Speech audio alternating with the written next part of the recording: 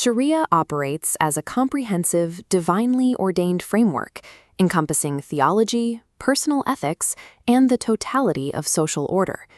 Evaluating this ancient framework through the lens of modern secular democracy reveals structural and substantive clashes that challenge democratic accountability and civil liberties. The foundational baseline of liberal democracy is popular sovereignty, the principle that the people possess the ultimate authority to legislate and govern. Modern political Islam is driven by an opposing concept, hakimiyya, or divine sovereignty. This creates two different flows of power, the bottom-up flow of democratic legislation versus the top-down flow of divine decree. We will map these two architectures against each other to locate the exact points where they collide. Understanding this structural difference is critical because these foundational axioms lead to distinctly different outcomes for human rights. In a democratic system, the legislative authority rests on a feedback loop. Citizens vote, and laws evolve based on changing societal consensus. The Sharia model replaces this with hakimiyya, establishing God as the sole legitimate legislator.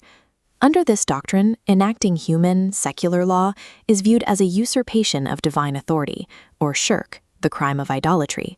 This specific governance framework was heavily promoted by 20th century theorists Sayyid Qutb and Abu Ala Maududi.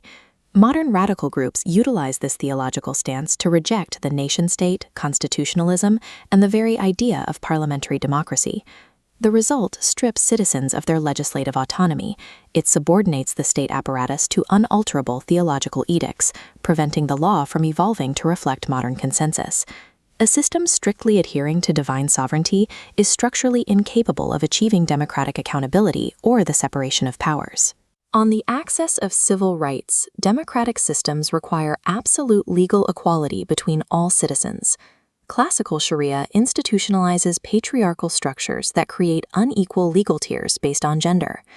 Traditional personal status laws grant a husband the right to unilateral divorce, or talaq, while a wife must navigate a highly restrictive and conditional process that often requires the husband's consent.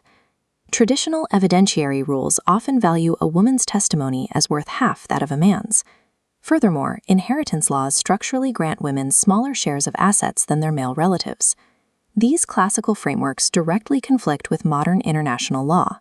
They violate the standards set by the UN Convention on the Elimination of All Forms of Discrimination Against Women, or CEDAW. These disparities appear in Western nations through the informal application of Sharia councils acting as arbitration panels. These informal panels can trap vulnerable women in legal vacuums that bypass the protections of international treaties.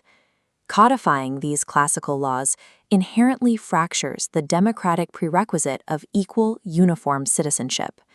In criminal law, classical Sharia prescribes fixed corporal and capital punishments, known as hudud, including amputation for theft and lashing for sexual offenses.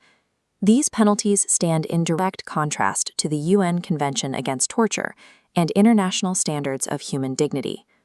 Modernist scholars argue these punishments were intended for pre-modern, nomadic societies that lacked modern penal infrastructure. They conclude that the spirit of the law requires replacing these penalties with modern sanctions like incarceration. However, modern Islamist states and extremist organizations reject this contextualist view. These groups actively revive and enforce corporal punishments to assert ideological purity and social control.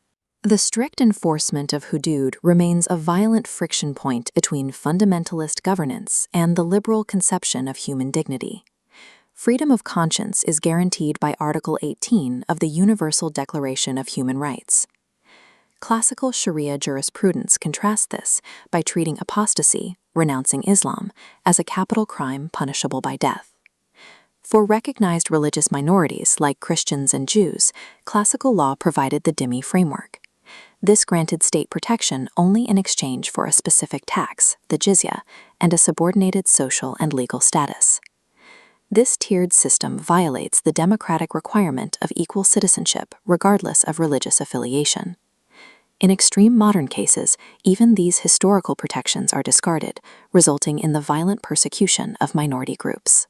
Contextualist scholars argue that classical apostasy laws historically conflated faith with high treason, and that mere disbelief should carry no worldly punishment today.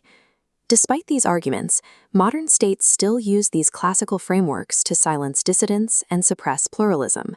We have mapped the points where these architectures collide: sovereignty, gender law, freedom of conscience, and penal codes.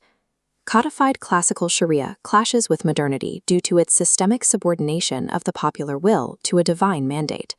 However, a tradition of Islamic modernism seeks to reconcile the faith with liberal democracy. This reconciliation relies on the maqasid al-Sharia, the higher ethical objectives of Islamic law. This framework prioritizes concepts like justice and the preservation of life over rigid adherence to historical statutes. This approach stands in direct opposition to the strict textualism of fundamentalist movements. This profound ideological struggle ultimately determines the future of democratic governance in many parts of the modern world. The condition for reconciliation is for contextual interpretation to supersede fundamentalist textualism. Until this shift occurs, the strict implementation of classical Sharia remains a philosophical and practical impossibility within the secular, liberal democratic order.